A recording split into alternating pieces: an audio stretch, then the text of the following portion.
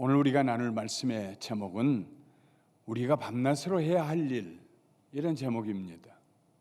밤낮으로 해야 할 일. 어제 새벽 예배 후에 교육부 안수기도를 하는 중에 대학생 하나가 기도 제목이 무엇이냐고 제가 물었더니 이렇게 대답했습니다. 목사님, 저의 신앙생활은 너무 업 앤 다운이 심해요. 어떤 때는 은혜가 충만한데 어떤 때는 텅 비어 있는 것 같아요. 제가 일관성 있는 신앙생활을 할 수 있도록 기도해 주세요.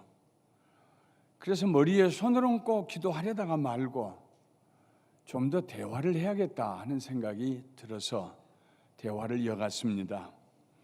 그때 저의 머릿속에 라디오의 주파수가 생각났습니다. 1초에 몇 번 파장을 만드느냐에 따라서 라디오는 두 종류의 방송이 있습니다.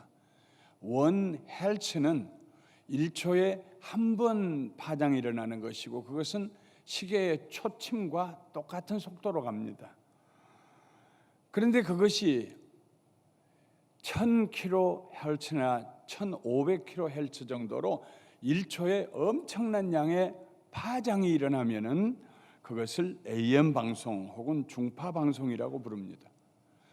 중파 방송보다도 1000배나 더 많은 파장이 일어나면은 그것을 단파 방송이라고 합니다. 중파 방송은 파장의 폭이 깁니다. 단파 방송은 파장의 폭이 아주 짧습니다.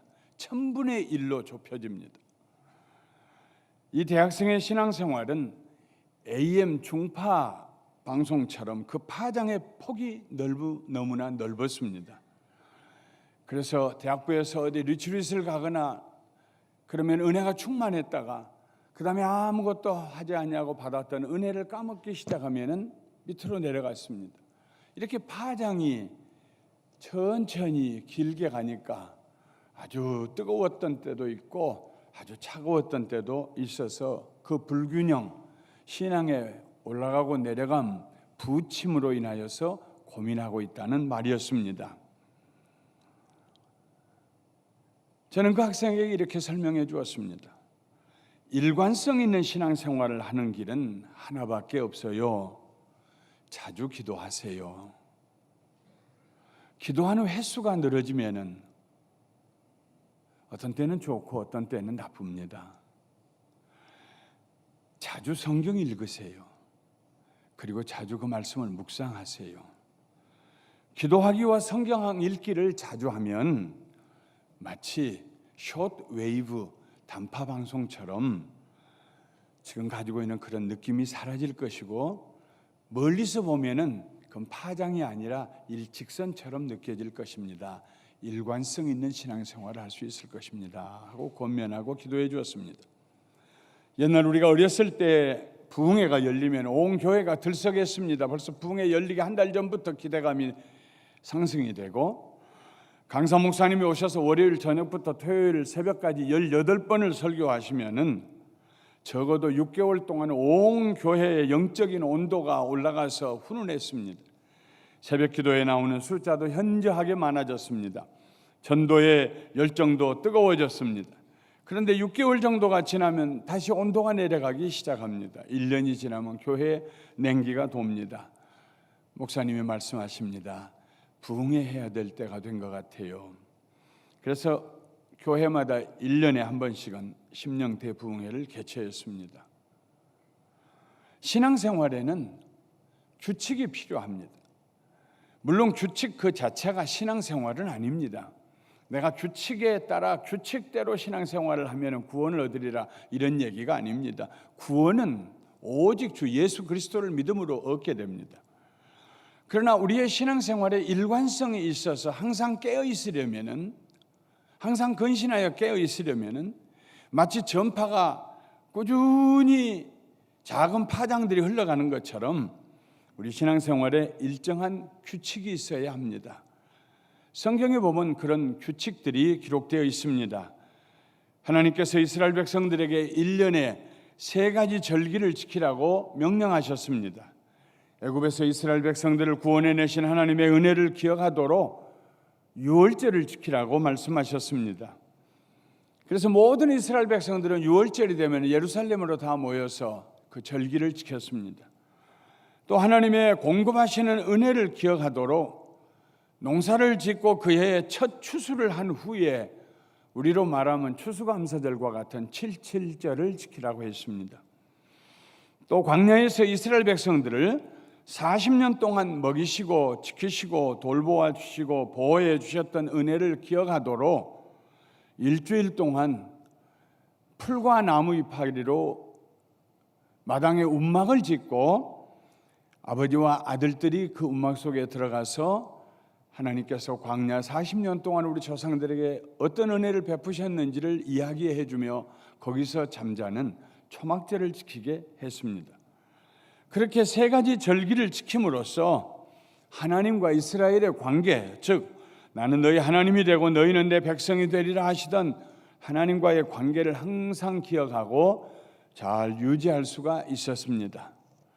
이스라엘 백성들이 하나님을 떠나고 우상을 숭배했을 때에는 언제나 세 가지 절기들을 등한히 여겼습니다. 지키지 않았습니다. 잊어버렸습니다. 그러다가 회개하고 다시 돌아올 때는 반드시 이 세 가지 절기들을 회복하고 다시 지키기 시작했습니다. 대표적인 예가 요시야 왕 때입니다. 요시야는 주전 640년부터 609년까지 남왕국 유다를 다스렸던 왕입니다. 8살에 즉위해가지고 다스린 지 18년째 되었을 때에 예루살렘 성전을 허술하게 내팽개쳐 두었던 그 성전을 다시 수축하고 개축하고 그 성전을 다시 돌보다가 책을 하나 발견했습니다. 제사장들이. 그것은 모세의 율법책입니다. 오늘날 우리가 얘기하는 모세의 오경, 창세기, 출애굽기, 레위기, 민수기, 신명기 같은 그 두루마기 책들을 발견했습니다. 제사장이 요시야 왕에게 가져온 그 책을 왕이 서기관을 시켜서 읽게 하다가 자기 옷을 찢었습니다. 그 말씀에 비추어 보면 자기 조상들이 지은 죄가 너무나 컸기 때문입니다. 하나님의 은혜를 잊어버리고 하나님 섬기는 걸 잊어버리고 우상을 숭배해 온 자기 조상들, 그래서 자기네 나라가 이렇게 연약하게 되고 바벨론의 협박 앞에 풍전등화와 같은 그런 나라가 됐다고 생각한 요시야 왕, 하나님께로 돌아가지 아니하면 우리나라는 소망이 없다 하면서 자기 옷을 찢고 하나님 앞에 회개했습니다. 그는 율법책에 기록한 대로 온 국민을 예루살렘으로 불러 모았습니다. 거대한 유월절을 지켰습니다. 수만 마리의 소와 염소와 양들을 잡았습니다. 유월절을 지킨 후에는 일주일 동안 누룩 없는 떡만 먹는 무교절도 지켰습니다. 성경은 그때의 일을 이렇게 기록하고 있습니다. 그때 모인 이스라엘 자손이 유월절을 지키고 연하여 계속하여 무교절을 7일 동안 지켰으니 선지자 사무엘 이후로 이스라엘 가운데서 유월절을 이같이 지키지 못하였고 이스라엘 10왕들도 요시야가 제사장들과 레위 사람들과 모인 온 유다와 이스라엘 무리와 예루살렘 거민과 함께 지킨 것처럼 그렇게는 유월절을 지키지 못하였더라 하고 기록하고 있습니다. 그때는 이미 북왕국 이스라엘이 멸망했을 때입니다. 그래서 북왕국에 있는 이스라엘 사람들도 남왕국 예루살렘에 와서 함께 유월절을 지켰습니다. 물론 솔로몬 사무엘 선지자 이후에 다윗 왕도 유월절을 지켰고 히스기야 왕도 유월절을 지켰습니다. 다른 왕들도 가끔 유월절을 지켰습니다. 그러나 요시야 왕처럼 온전하게 전 국민이 유월절을 지키기 위해 예루살렘에 모였던 일은 사무엘 선지자 이래로 처음이었다는 말입니다. 사무엘 선지자 이래로 요시야 왕이 이 유월절을 지킬 때까지 간격이 자그마치 500년이 넘습니다. 그 500년 동안 이스라엘 백성들은 하나님에게서 점점 멀리 떨어져 나갔다가 재앙이 임하면 또 잠깐 회개하고 돌아오는 것 같았다가 다시 멀리 떠나고 그랬다는 말씀입니다. 만일 이스라엘 백성들이 온전한 마음으로 그리고 주기적으로 규칙적으로 하나님께서 명령하신 그 세 가지 절기만 잘 지켰더라도 그들이 그렇게 멀리 하나님을 떠나지 않았을 것이고 우상을 숭배하지 않았을 것입니다. 이스라엘 백성들에게는 절기뿐만 아니라 기도의 규칙이 있었습니다. 하루에 3번, 오전 9시, 낮 12시, 그리고 오후 3시에 기도하는 규칙이 있었습니다. 오후 3시는 이스라엘의 시간으로 9시입니다. 이스라엘은 저녁 6시부터 1시, 2시를 세고 아침 6시가 되면 해 뜬 때가 되면 다시 1시, 2시를 셉니다. 베드로와 요한은 제9시 기도 시간에 성전에 올라가다가 나면서부터 일어나 본 적이 없던 사람을 고쳐주었습니다.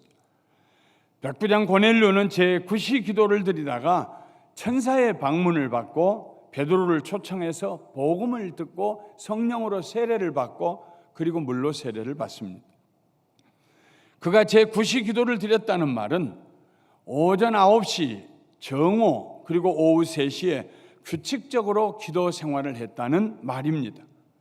자기 수하에 100명의 직업군인을 거느리고 있는 로마의 백부장은 한가한 사람이 아닙니다. 조그만 동네에 도와주는 이장 정도의 사람이 아닙니다.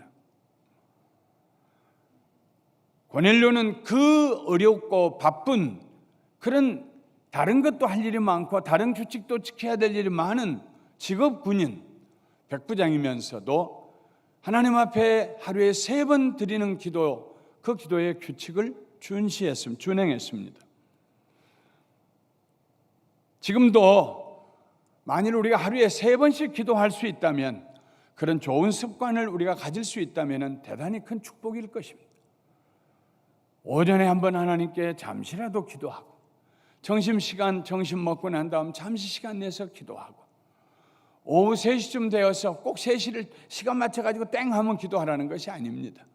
적어도 그 시간을 전후해서 한 번 더 기도하고, 물론 아침에 일어나면 기도하고 저녁에 누울 때 기도하고 3번 아니라 한 5번 정도 하루에 기도한다면 아마 대단히 우리의 영이 풍성해지고 생기가 넘치게 될 것입니다. 우리의 기도 가운데 신앙이 지속성을 유지하게 될 것입니다. 그리고 매일 매시간 우리는 하나님의 임재하심 가운데로 들어갈 수 있을 것입니다. 이스라엘 백성들에게 유월절, 칠칠절, 초막절에 3가지 절기의 규칙이 있었고 하루에 3번 기도하는 규칙이 있는데, 오늘 우리가 읽었던 시편 1편에 보면 또 다른 규칙을 말씀하고 있습니다. 복 있는 사람은 악인의 꾀를 쫓지 아니하며 죄인의 길에 서지 아니하며 오만한 자의 자리에 앉지 아니하고 오직 여호와의 율법을 즐거워하여 그 율법을 주야로 밤낮으로 혹은 낮밤으로 묵상하는 자로다 하는 말씀입니다. 시편 기자는 밤낮으로 성경을 읽고 그 말씀을 묵상하는 자가 복 있는 자라고 했습니다. 하나님 앞에 베푸신 은혜를 기억하고 그 절기를 지키지 않으면 하나님께서 멀리 떠나는 것처럼, 기도하지 아니하고는 신앙생활을 하는 일이, 지속적인 신앙생활을 하는 일이 불가능한 것처럼 성경을 읽지 아니하고 신앙생활하는 일도 불가능합니다. 아무리 우리가 하나님을 위해서, 하나님의 일을 위해서, 교회를 섬기기 위해서 바빴더라도 개인적으로 하나님의 은혜를 기억하고 말씀을 읽고 묵상하며 기도하는 규칙적인 생활을 하지 아니하면은 서서히 그의 영은 메말라가기 시작하고 어느 시점이 오면은 자기 속이 텅 비어 있는 그런 허전함을 느끼게 될 것입니다. 하나님 멀리 떠나 계신 것 같고, 하나님께서 내 기도 안 들으시는 것 같고, 그것은 마치 아무것도 먹지 아니하고 살겠다는 사람처럼 무모한 신앙 자세입니다. 시편 기자는 하나님의 말씀에 대한 성도들의 2가지 자세를 말하고 있습니다. 하나는 하나님의 말씀을 즐거워하는 자세입니다. 억지로 성경을 읽지 않아야 합니다. 기쁨으로 읽어야 합니다. 목마른 사람이 물을 찾아 마시는 것처럼 성경을 읽어야 합니다. 성경을 주신 하나님께 감사한 마음으로 읽어야 합니다. 성경이 없었더라면 어떻게 할 뻔했습니까?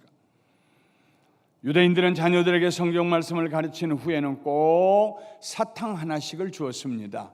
하나님의 말씀은 송이꿀보다도 더 달다는 상징이었습니다. 우리가 성경을 읽을 때에 즐거워하는 자세로 읽어야 할 뿐만 아니라 그 성경 말씀을 읽고 난 다음에 묵상해야 합니다. 기본적으로 6가지의 질문을 물으면서 읽어야 합니다. 누가, 언제, 어디서, 무엇을, 어떻게, 왜, 이런 질문을 성경에서 찾아내어야 합니다. 그러나 거기에서 끝나면 안 됩니다. 중요한 질문을 하나 더 해야 합니다. 오늘 하나님께서 내가 읽은 이 말씀을 통하여서 나에게 무슨 말씀을 하고 계시는가 하는 질문입니다. 내가 순종하기 어려운 까다로운 하나님 말씀일지라도 하나님께서 말씀하시면 제가 순종하겠습니다 하는 열린 마음으로 성령님의 인도하심을 구하고 그 말씀을 묵상할 때에 우리는 우리 자신을 선한 길로 인도해 주시는 하나님의 음성을 듣게 됩니다. 이 질문에 대답을 찾는 과정이 바로 성경을 묵상하는 일입니다. 하나님께서는 반드시 그의 자녀들에게 말씀하십니다. 저는 목회에 오면서 반드시 제가 하는 가장 중요한 일은 하나님에게 질문하고 묻는 것입니다. 하나님, 어떻게 하면 좋을까요? 무엇을 해야 할까요? 무엇을 어떻게 해야 할까요? 이것이 하나님께 제가 묻는 가장 기본적인 질문입니다. 하나님, 제가 이거 하려고 하는데 도와주세요. 잊어버리면 안 돼요. 하나님, 꼭 도와주세요. 하지 않습니다. 내가 하려고 하는 일이 하나님의 뜻에 어긋날 수도 있잖아요. 언제나 어린아이처럼 어디를 가거나 운전을 하거나 뭘 하거나 늘 하나님, 무엇을 해야 할까요? 어떻게 해야 할까요? 가능하면 하나님, 제 마음속에 그 동기도 알게 해주세요. 왜 해야 할까요? 그리고 제게 능력 주세요. 하나님이 내게 주시는 말씀을 듣고 그 말씀을 삶에 적용해 나갈 때 우리는 하나님과 연합한 삶을 살게 됩니다. 시편 기자는 하나님의 말씀을 즐거워하고 묵상하는 성도들에게 임하는 3가지 축복을 말하고 있습니다. 첫 번째 축복은 악인의 꾀에서 벗어나는 축복입니다. 악인의 꾀에서 벗어난다는 말은 무슨 뜻일까요? 쉽게 말씀드리면은 성경 말씀을 사랑하고 늘 묵상하는 사람들은 사기꾼에게 쉽게 넘어가지 않는다는 말입니다. 사기꾼들은 언제나 우리의 내면에 있는 욕심을 건드립니다. 사기꾼들의 말을 듣고 우리의 탐욕이 발동하면 이미 사기에 걸려든 것이나 마찬가지입니다. 일단 우리의 탐욕이 사기꾼들의 말에 넘어가고 마음속에서 그 탐욕이 부풀어 오르기 시작하면 이 단계에 이르면은 그 다음부터는 사기꾼이 할 일이 없어집니다. 그 시간부터는 사기꾼의 달콤한 거짓말보다 더 달콤한 자기 자신의 상상력을 동원하기 때문입니다. 사기꾼들도 깜짝 놀랄 정도로 아니, 나는 적당하게 얘기했는데 저 사람 왜 저렇게 흥분하지? 하는 상태가 되어갑니다. 스스로 사기꾼에게 자기를 맡긴 채 따라갑니다. 악인의 꾀를 따라갑니다.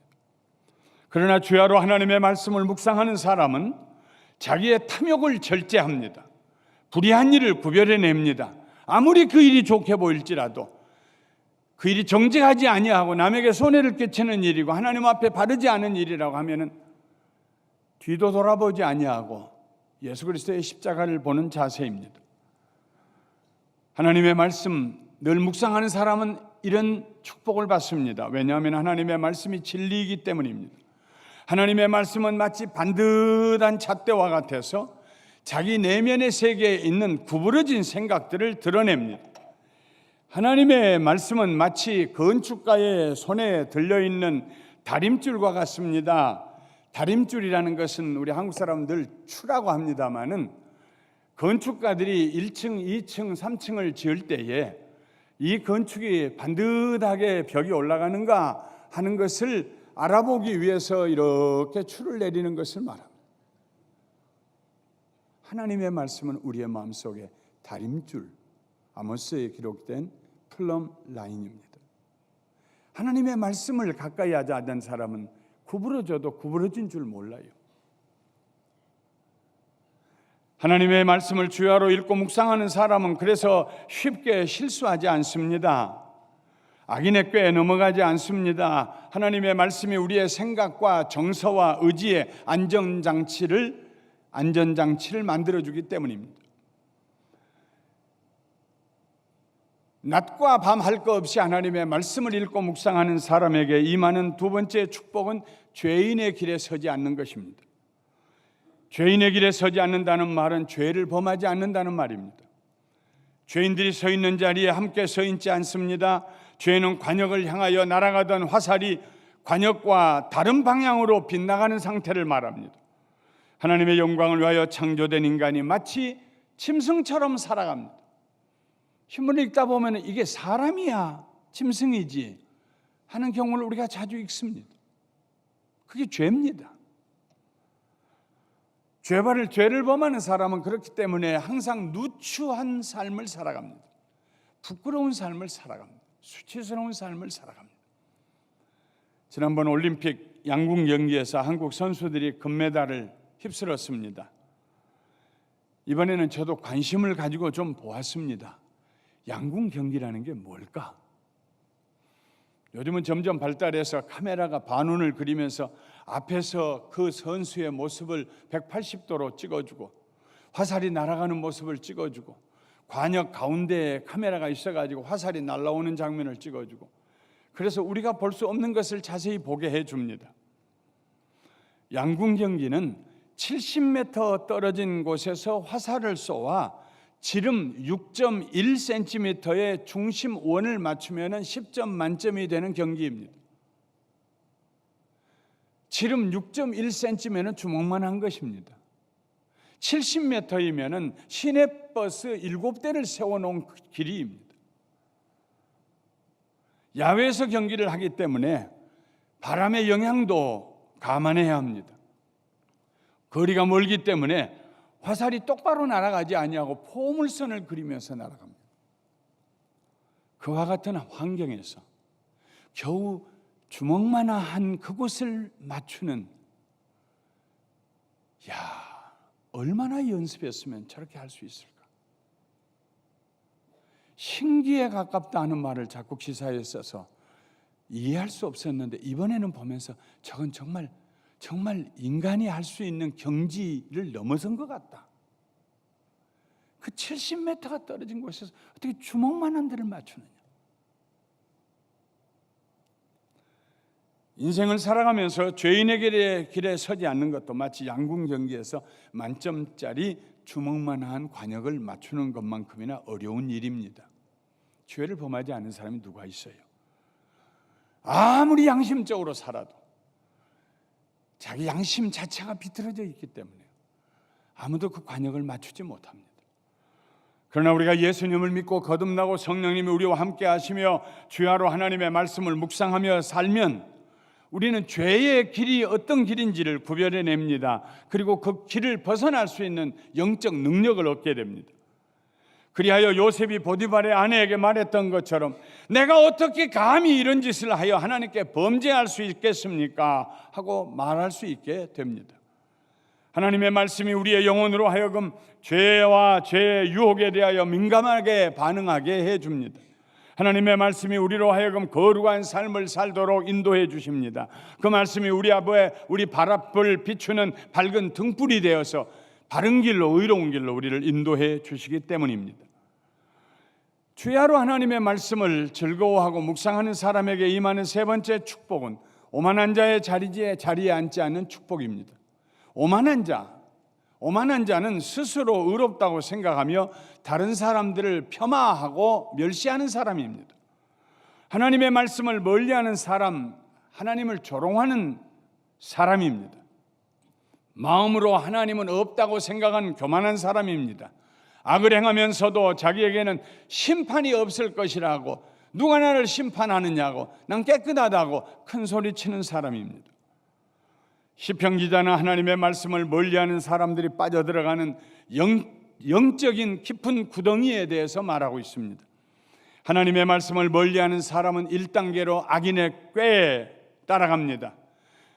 악인의 꾀를 따라갈 때만 해도 하와를 원망했던 아담처럼 다른 사람 때문이라고 핑계를 댈 수가 있습니다. 그러다가 자기 자신이 스스로 죄인의 길에서는 두 번째 단계에 접어듭니다. 이제는 변명할 길도 없습니다. 마지막 단계는 오만한 자의 자리에 앉는 단계입니다.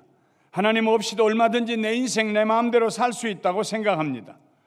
그리하여 그 인생은 돌이킬 수 없는 파멸의 길로 들어서게 됩니다. 그러나 하나님의 말씀을 주야로 묵상하는 사람은 이 세 가지 저주스러운 길에서 벗어납니다. 악인의 꾀를 구별해내고 죄인의 길을 멀리하며 오만한 자의 자리를 피합니다. 이것이 주야로 하나님의 말씀을 즐거워하고 묵상하는 사람이 받는 축복입니다. 시편 기자는 주야로 하나님의 말씀을 묵상하는 사람을 가리켜 시냇가에 심은 나무와 같다고 말했습니다. 물이 흐르는 곳에는 나무가 무성합니다. 잎사귀가 마르지 않습니다. 철을 따라 열매를 맺습니다. 마찬가지로 하나님의 말씀을 주야로 묵상하는 사람은 그 하는 모든 일이 형통합니다. 막힘이 없습니다. 하나님이 주신 지혜로 악을 피하고 선을 따라 살기 때문입니다. 그러나 악인들은 아무리 꾀를 내도 그 결과를 보면 마치 바람에 우르르 날아가는 쭉정이 같은 인생을 살아갑니다. 남는 게 없습니다. 죄인들은 의인의 회중에 들어오지 못합니다. 오만한 자리에 앉았던 자들은 그 인생이 처참하게 되고 망하고 흔적도 없게 됩니다. 말씀을 마치겠습니다. 신앙생활을 잘 하려면 선한 규칙을 따라 살아야 합니다. 시간을 정해놓고 적어도 하루에 3번씩 기도해야 합니다. 마음으로 짧게 기도할지라도 그 시간과 그 시간에 기도해야 할 제목들을 기억해야 합니다. 기도하는 일이 습관이 되도록 하면은 큰 유익이 우리에게 있을 것입니다. 규칙적으로 하나님의 말씀을 읽고 묵상해 보십시오. 거룩한 삶을 살게 될 것입니다. 우리의 영혼이 훈훈하게 될 것입니다. 부요하게 될 것입니다. 우리 교회는 성경을 공부하는 많은 모임들이 있습니다. 훈련을 받아보십시오. 개인적으로 하루에 어느 시간을 정해놓고 계속하여 성경을 읽고 묵상해 보십시오. 뿐만 아니라 우리는 예배에 정기적으로 출석하는 습관을 가져야 합니다. 예배에 빠지기 시작하면 신앙생활이 느슨해지게 됩니다. 때맞추어 식사하지 않으면 기력이 떨어집니다. 아침 먹고 점심 굶고 저녁만 먹는 것보다 삼시세끼 하나님이 주신 대로 먹는 것이 조금씩이라도 먹는 것이 건강에 유익합니다.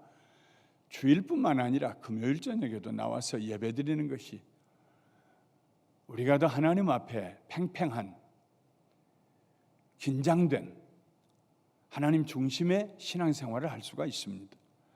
예배를 통하여 우리는 정기적으로 영적인 양식을 취해야 합니다. 프로 선수와 아마추어 선수가 무엇이 다를까요?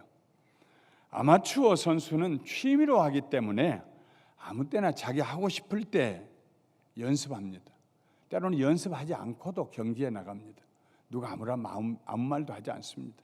자기 마음대로 합니다. 그게 아마추어 선수입니다. 그러나 프로 선수는 생활의 방편으로 그 일을 하기 때문에 싫든지 좋든지 일정한 규칙을 정해놓고 항상 연습을 합니다. 우리는 신앙생활에 프로들이 되어야 합니다. 신앙생활에 아마추어가 되면 안 됩니다. 왜냐하면 우리가 싸워야 할 악한 사탄이 프로보다 더한 영적 권세를 가진 사탄이기 때문에 악한 사탄을 대적하고 어두운 세상에서 악인의 꾀에 빠지지 아니하고 죄인의 길에 서지 아니하고 오만한 자의 자리에 앉지 아니하고 거룩한 하나님의 자녀로 살아가려면 깨어 있어야 합니다. 영적 프로들이 돼야 합니다. 규칙적인 신앙생활을 해야 합니다. 사랑하는 성도 여러분, 성경적인 좋은 습관들과 규칙들을 가지고 항상 깨어있는 성도, 일관성 있는 신앙생활, 어느 때라도 나가서 싸울 수 있는 하나님의 군사들이 되시기를 주님의 이름으로 축원합니다. 축원합니다.